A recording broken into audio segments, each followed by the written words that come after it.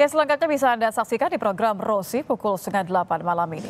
Saudara Ketua DPP PDI Perjuangan Said Abdullah menyebut elektabilitas Ahok versi Litbang Kompas yang unggul menempati posisi kedua bakal jadi pertimbangan PDIP untuk mengusung Ahok melawan Anies di Jakarta.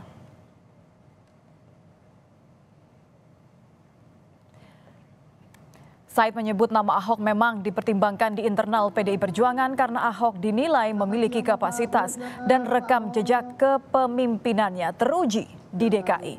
Said mengatakan jika PDI Perjuangan kembali mengusung Ahok di Jakarta, maka pertarungan Pilkada DKI bisa berlangsung sengit.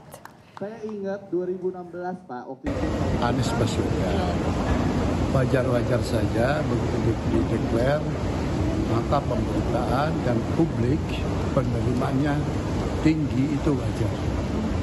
Justru yang menjadi kejutan yang tidak pernah dideklar seperti Ahok tiba-tiba juga tinggi. Kepentingan Ahok selama di DKI teruji berhasil. Nah, kalau Ahok bisa maju dan katakanlah nanti DPP PDI Perjuangan memunculkan Ahok, maka pertarungannya kembali akan sengit.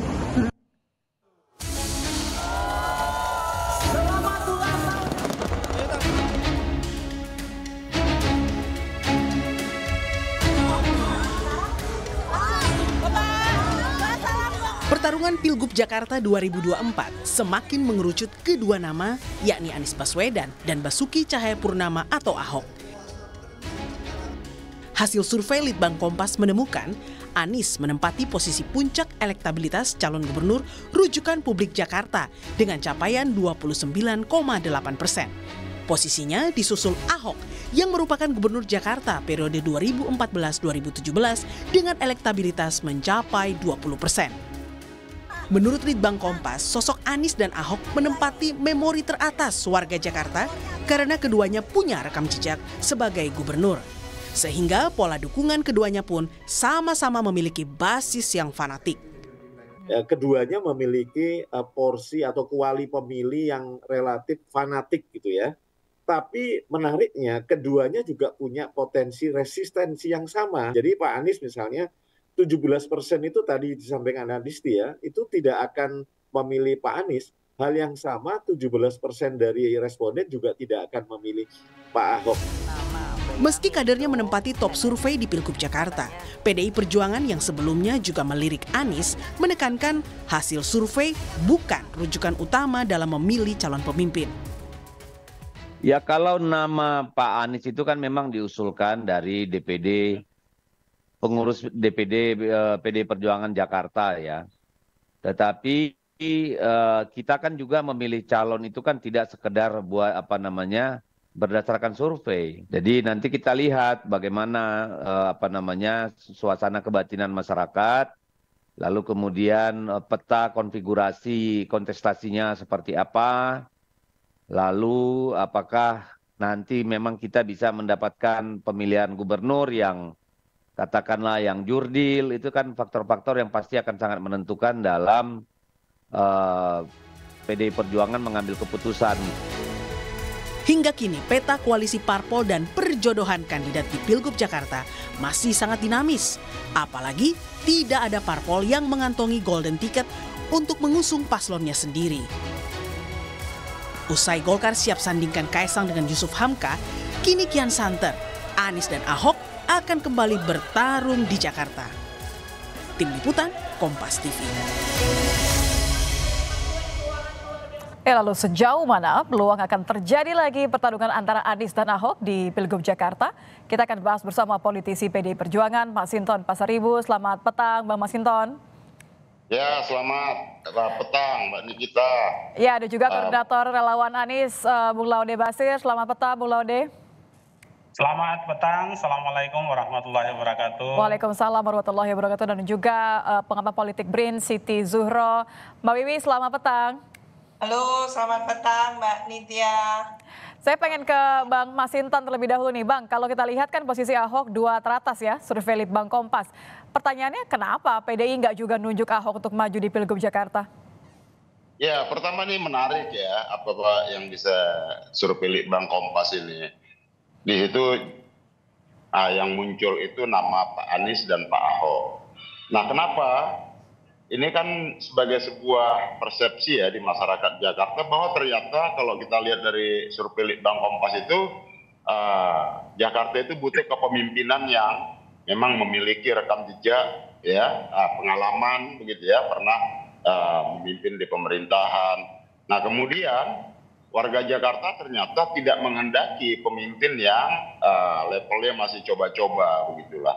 Nah, itu kan berdasarkan persepsi dari survei Litbang Kompas. Nah, tentu menariknya di Jakarta tidak satupun partai politik yang memiliki golden ticket, artinya bisa ngusung sendiri pasangan calon gubernur termasuk maupun calon PDIP. wakil gubernur, termasuk PDI Perjuangan, begitupun dengan PKS. Artinya ketika dua nama tadi muncul, ya partai-partai politik kan harus melakukan intensitas komunikasi politik untuk bisa mengusung entah itu Pak Anies maupun Pak Basuki Cahayapurnama. Nah, tentu kami sebagai partai politik dan juga sebagai partai kader ya, yang kami utamakan adalah kader dari PDI Perjuangan. Kan Pak Ahok kader. Iya, makanya kan kami mengutamakan kader. Tapi kan lagi-lagi kami tidak memiliki golden ticket automatically. Maka kan jadi masih nunggu partai yang lain bilang apa gitu ya? Komunikasi dengan partai-partai politik lainnya. Oke. Nah, artinya kalau kemudian apakah nanti Pak Basuki Cahayapurnama resmi diputuskan oleh PDI Perjuangan, tentu harus bisa dikomunikasikan agar bisa partai lain juga sama-sama mengusung Pak Basuki Cahayapurnama. Masih dikomunikasikan. Saya ke Mbak Wiwi kalau gitu deh. Mbak Wiwi, ini nampaknya Ahok dan Anies sama-sama, kesamaannya ada banyak. Yang pertama sama-sama top of mind, sama-sama punya rekam jejak, tapi sama-sama juga nggak dapat kepastian dari partai politiknya masing-masing. Kalau Mbak Wiwi melihatnya seperti apa? Analisanya, siapa yang akan punya peluang lebih banyak untuk mendapatkan dukungan partai? Ya, memang ini dua tokoh yang masing-masing memiliki tentu ya kekuatan kekurangan masing-masing. Jadi Anies ya, Mas Anies contohnya sudah pernah jadi menteri, sudah pernah jadi gubernur 1 periode dan juga sudah mencapreskan diri gitu ya. Ahok sudah pernah di DPR RI dan juga pernah jadi wakil gubernur lalu menggantikan Pak Jokowi jadi gubernur kan gitu. Sampai di situ lalu jadi komisaris kan gitu ya antara lain. Jadi masing-masing punya track recordnya. Tinggal nanti ini makanya kenapa beda ya kalau dilakukan satu survei katakan gitu ya yang sangat serius terhadap animo masyarakat. Preferensi masyarakat Jakarta itu cenderung seperti apa? Maka ini tidak bisa dibohongin. Tadi Bang Masinton sudah mengatakan harus punya track record. Tidak bisa tidak gitu. Apalagi dengan perubahan Jakarta yang akan menjadi kota bisnis global gitu ya. Nah, ini harus punya pemimpin yang betul-betul gitu ya, berkapasitas talenta yang tinggi gitu ya. Oke, kapasitas jelas. Iya. Dari awal sebelum memang Pak Ahok muncul itu Mas Anies tinggi sekali gitu ya, sehingga sampai dilamar oleh PKB, bukan PKS tapi PKB pertama kali gitu ya, PKB yang mendeklarasikan gitu, katakan mengusung gitu, mau mendukung gitu ya, lalu diikuti oleh PKS dan tidak tertutup kemungkinan juga Nasdem dan bahkan sayup-sayup sampai kita mendengarkan PDI Perjuangan juga mengatakan menarik ini Anies Baswedan kan gitu. Jadi ini pilkadanya pilkada 2024. Jadi kalau sama-sama menarik Mbak Wiwi, saya potong. Kalau sama-sama menarik tapi kenapa dong dua-duanya masih belum dapat tiket dari partai masing-masing atau oke lah karena PKS dan PKB masih maju mundur nampaknya. Iya, jadi partai itu kalau kita betul-betul orang partai Mbak Nitya, itu kita tidak bisa langsung cepat-cepat seperti itu. Ini masih cair, masing-masing masih mencari dengan siapa, koalisi ini kan belum terbentuk, belum terbangun. Calon bermunculan pelan-pelan gitu, ya itu saja, belum banyak. Kayaknya ngeper juga untuk Jakarta ini. Meskipun kita tahu gitu ya, PDI Perjuangan banyak ini calonnya sebetulnya, PKS juga banyak calonnya, PKB dan sebagainya ya, masing-masing punya. tapi kan mereka menghitung dengan cermat gitu ya, dengan kalkulasi politik siapa yang paling mendapatkan animo dan preferensi masyarakat ending ketika memimpin Jakarta itu kan ya. Oke, saya tidak korupsi, tidak bermasalah etika dan sebagainya, itu yang penting. Saya ke Bung Laude kalau gitu. Bung, kalau kita lihat ini batas bawahnya Anies mirip-mirip dengan batas atasnya Ahok, kan artinya sebenarnya dua-duanya punya kesempatan besar. Anies bahkan masih menjadi top of mind, rekam jejaknya jelas. Ahok ini kan bisa nyalip nih artinya. Kalau Anies tidak segera buru-buru didukung dengan jelas, apa sih yang membuat Anies ini akhirnya belum juga dapat dukungan jelas dari partai? Ya, Mbak dan kita semua. Kalau terkait dukungan partai, saya menggarisbawahi apa yang disampaikan oleh Prof. Siti Zuhro tadi, bahwa kita belajar dari pengalaman terkait dengan Pilpres dan Pilkada DKI, pemilu pasca reformasi itu tidak ada postur koalisi dan konfigurasi pasangan gubernur serta wakil gubernur itu yang ditentukan lebih dari 1 minggu. Ya, dalam banyak kasus bahkan hitungan hari atau bahkan ada yang hitungan jam. Menjelang pendaftaran pemilu. Pendaftaran pemilu baru akan dilaksanakan 27 sampai 29 Agustus. Ya mungkin di minggu-minggu terakhir jelang tanggal itu.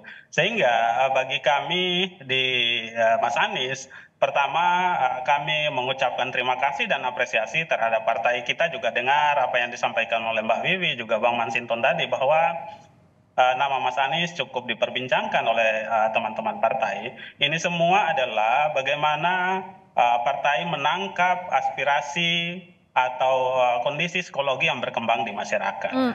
Artinya apa? Artinya masih belum connect nih, masih belum kemudian cukup yakin untuk mendukung Anies. Karena kalau tidak ada koalisi partai mendukung Anies, bisa-bisa tidak jadi nanti rematch dengan Ahok. Saya justru bukan pada posisi itu. Saya sangat yakin dan bisa memahami kondisi psikologi teman-teman elit partai. Ini kan kaitannya juga dengan strategi. Dalam konteks strategi, lebih cepat juga itu terukur oleh lawan. Sehingga posisi saling tunggu sampai jelang pendaftaran itu juga adalah bagian dari strategi yang biasa kalau kita memantau Pilpres dan Pilkada DKI itu terjadi. Ya, sehingga pasangan calon dan konfigurasi postur koalisi biasanya baru muncul di detik-detik terakhir atau di hari-hari terakhir jelang pendaftaran pemilu. Dan saya rasa Pilkada DKI tahun 2024 ini itu juga tidak jauh dari kondisi yang pernah terjadi di Pilkada DKI, yaitu jelang-jelang pendaftaran lah atau jelang-jelang tanggal 27 Agustus, 29 Agustus nanti baru mulai akan kelihatan. Tetapi proses komunikasi ya Mas Anies, kita semua dengan partai itu tetap berjalan saat ini. Tapi kan semuanya tidak perlu harus dipublish kan gitu ya. Demikian juga kami relawan dan kami juga bersyukur atas dukungan masyarakat yang hari ini 29,8%. Ini menandakan bahwa memang masyarakat Jakarta itu adalah masyarakat yang rasional, yang objektif. Basis rekam jejak Mas Anies masih terngiang di mereka. Ya, tapi dua-duanya juga masih punya angka penolakan yang cukup besar, sama-sama 17%. Saya kembali ke Mbak Wiwi deh. Mbak Wiwi, kalau misalnya lihat nih, nampaknya kan semua masih wait and see, masih tunggu sampai akhir, entah apa yang ditunggu. Tapi kalau Anda melihat, kira-kira kemungkinan besar nggak rematch antara Ahok dan Anies? Iya, dalam politik itu serba mungkin ya. Kita melihat memang ini totally different ya. Saya melihat akan ceritanya beda dengan 2017 ya. Mungkin 2017 penuh konflik dan sebagainya gitu. Belajar dari Pilpres kemarin, kita kan tidak menjual politisasi agama. Tidak ada itu. Tidak ada politisasi SARA atau politisasi intoleransi. Tidak ada itu. Nah, ini yang akan dikompetisikan betul-betul sekarang ini kan semakin matang ya, karena belajar kemarin itu lara-lara politik luar biasa. Maka di sini sebetulnya ada semacam wisdom dari para calon-calon itu untuk mempertontonkan yang sebenarnya kualitasnya gitu. Oleh karena itu munculnya Mas Anies, munculnya Pak Ahok, munculnya Ridwan Kamil, meskipun pastinya akan ke Jawa Barat gitu ya. Dan ada kemarin itu juga calon orang muda, tapi kan jauh panggang dari api. Tapi itu nggak bisa coba-coba di Jakarta, maka akan ada resistensi, maka ini yang akan dikompetisikan. Kita senang melihat semakin cair ya, politik kita semakin cair, tapi juga ada kematangan di situ. Kalau dulu itu like and dislike aja duluan, bukan kualitas orang yang dilihat. Langsung tidak suka, sukunya apa, agamanya apa gitu, langsung nggak suka. Kita tidak sekarang ini, karena kita dihadapkan pada isu gitu ya, pelanggaran etika dan sebagainya. Maka isu yang penting tadi itu kita tonjolkan untuk bagaimana saat ini Jakarta yang berubah ini akan dipimpin orang yang betul-betul mampu nantinya. Tapi mungkin ya Pak Wiwi, untuk kemudian peluang antara Ahok versus Anies ini kemudian akan muncul lagi di Pilkada Jakarta? Dimungkinkan ya, kalau ternyata akhirnya tidak ketemu gitu ya, persyaratan yang mungkin dimintakan oleh PDI Perjuangan kepada Mas Anies gitu, maka akan lakum dinukum waliyadin, masing-masing jalan gitu. Lah itu dimungkinkan, tapi tidak tertutup kemungkinan, namanya politik gitu ya. Ini saatnya untuk mempertontonkan bahwa ternyata nasionalis dan religius itu bisa menyatu.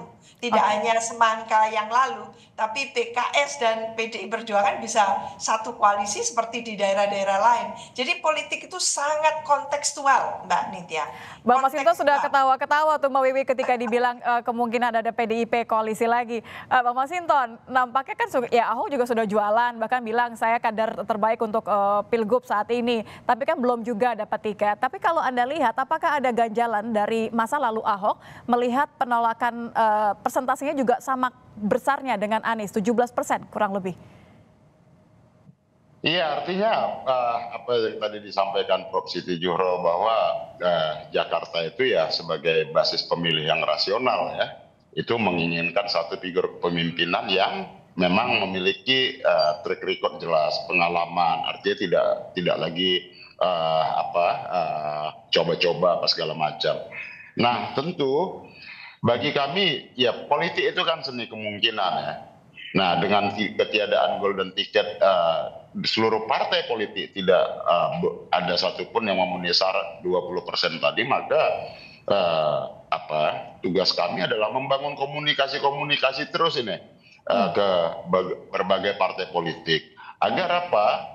Agar kita bisa memiliki pemahaman yang sama, agar bisa mengusung calon yang sama, kira-kira seperti itu. Nah, kalau kami kan pasti sebagai partai kader, partai politik ya mengutamakan kadernya. Apakah itu nomor 1 atau nomor 2 itu kan nanti tergantung dari realitas politik dan bangunan komunikasi yang dibangun bersama-sama dengan teman-teman. Tapi masih ada kemungkinan untuk dukung Anies, Bang Masinton, sebelum saya kembali ke Bung Laude. Ya, dalam politik itu kan itu tadi seni kemungkinan kan. Nah, kami bisa mendukung Pak Basuki Cahayapurnama yang merupakan kader kami, kan begitu. Bisa juga mendukung Pak Anies karena ada juga usulan dari DPD Jakarta. Tapi itu kan lagi-lagi asal bukan yang mendukung Jokowi? Apa? Yang penting bukan orang Jokowi gitu, Bang? Ya, nggak begitu juga lah. Artinya kan begini ya, bahwa yang kita utamakan itu adalah bagaimana membangun Jakarta. Figur kepemimpinan yang tepat. Bukan pada sentimen asal tidak didukung si A, si B. Tidak begitu cara memandang politiknya. Tapi kita utamakan kepemimpinan Jakarta berikutnya. Kepemimpinan yang memang benar-benar mampu menata kota Jakarta sebagai kota modern. Kemudian kota modern yang juga memanusiakan manusia, menata pemukiman yang kumuh dan lain-lain, mengatasi persoalan-persoalan klasik di Jakarta, banjir, macet dan lain sebagainya. Dan itu dibutuhkan kepemimpinan yang benar-benar visioner dan memiliki komitmen kuat serta pengalaman yang mumpuni. Iya, warga Jakarta sudah bicara salah satunya melalui survei Litbang Kompas. Saya kembali ke Bung Laude. Bung Laude, berapun juga kan Anies masih punya teratas ya, 29%. Nah kalau Anda lihat ini posisi Pak Anies masih belum aman sampai saat ini.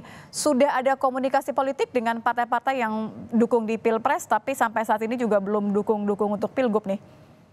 Ya, saya kira kita bisa membaca di berbagai media ya, bahkan ada yang sudah deklarasi secara resmi PKB dan PKS. Ya, demikian juga misalkan Nasdem, PDIP itu kan ada pemberitaan-pemberitaan. Tapi kan PKS media. dengan harga harus mengusung kadernya untuk wagubnya. Ya. Dalam proses lobby, dalam kaitannya dengan strategi menuju hari-hari terakhir jelang tanggal 27 Agustus itu suatu hal yang wajar. Kalau kita pantau perkembangan kontestasi politik kita, baik itu di Pilpres maupun di Pilkada DKI. Sehingga kami sendiri tidak khawatir. Tapi di atas itu semua, yang perlu harus digarisbawahi itu adalah permasalahan kepemimpinan ini adalah bagaimana kita memikirkan kepentingan masyarakat Jakarta, kepentingan rakyat Jakarta. Jadi yang Mas Anies konsen adalah di situ. Dan saya rasa ketika kepentingan itu nyambung antara kepentingan Mas Anies pun calon-calon lain dengan kepentingan partai politik, nah proses komunikasi saya rasa ya itu akan berjalan dengan lancar. Dan hari ini tentu komunikasi itu sangat intensif berjalan dengan semua partai politik ya, kita jalankan semua. Jadi siapapun selagi kepentingannya untuk warga Jakarta, ya kita tahulah ada kegelisahan-kegelisahan dari warga Jakarta. Contohnya tentang kebijakan-kebijakan yang Mas Anies laksanakan ketika dulu waktu jadi gubernur, yang kemarin rame aja misalkan tentang KJMU, kartu ada pro dan kontra ya. Tentang KJP Plus yang hari ini banyak dipotong, itu kan masyarakat gelisah semua. Dan kami di posko relawan pun itu masyarakat silih berdatangan mengadukan tentang bagaimana mereka bantuan-bantuan itu, kepedulian masyarakat, kepedulian pemimpin terhadap masyarakatnya hari Tapi ini. kalau dukungannya besar sampai terakhir tidak mendapatkan tiket dari parpol, sayang juga ya Bung Laude ya. Saya kembali ke Mbak Wiwi deh. Tentu, dan ya, itu kan masih cair lah, masih berproses itu ya. Kita masih proses. Saya kembali ke Mbak Wiwi. Mbak Wiwi, kalau sama-sama nih Bang Masinton, Bang Laude masih bilang bahwa semuanya masih proses. Jangan-jangan ada pertimbangan lain, karena kan Pak Jokowi sudah memberikan restu nih, bagus untuk Kaesang maju Jakarta, Jawa Tengah, dimanapun itu sudah bagus untuk Kaesang meskipun 1%. Jangan-jangan kalau menurut Anda, ini memang partai politik mempertimbangkan faktor Jokowi effect ini, akan masih ada 2 poros atau justru nambah jadi 3 poros? Ya, untuk Jokowi effect ya, untuk kasus Jakarta rasanya agak sulit diaplikasikan ya. Dalam arti, apakah pengaruhnya Pak Jokowi akan luar biasa? Kalau luar biasa itu seperti apa gitu ya? Apa akan mengulang gaya Pilpres? Ini ada Bang Masinton ini. Mengulang gaya Pilpres berarti akan menghalalkan semua cara. Itu bahaya sekali. Karena DKI Jakarta ini sudah pernah punya memori, punya pengalaman pahit ketika pilkadanya itu diberikan intrusi hal-hal yang tidak bagus. Maka untuk 2024 saya rasa sangat vivere pericoloso melakukan pemaksaan nepotisme politik gitu ya, terhadap pencalonan cakada, calon kepala daerah maupun calon wakil kepala daerah. Kalau itu dipaksakan gitu, dengan kompetisi yang tidak free and fair, dengan kompetisi yang sangat tidak sehat gitu, wah itu nanti akan menuai badai menurut saya. Karena kita sudah punya pengalaman tadi pakai Jakarta ya, jangan dicoba-coba kalau menurut saya itu. Karena bagaimanapun juga kemarin saja kita belum bisa mendapatkan solusi terhadap Pilpres ini, masa iya pilkadanya mau diintrusi lagi? Baik. Kan? Itu pertanyaannya. Jadi menurut saya ini biarlah kompetisi yang sehat. Jadi biarlah partai-partai sedang mempertimbangkan secara cermat siapa calon kepala daerah yang patut untuk dikompetisikan dengan setara. Jangan tidak setara. Baik. Yang setara itu. Ya. Terima kasih Mbak Wiwi sudah bergabung bersama kami. Terima kasih juga Bang Masinton dan juga Bung Laude sudah bergabung bersama kami di Kompas Petang. Selamat petang semuanya.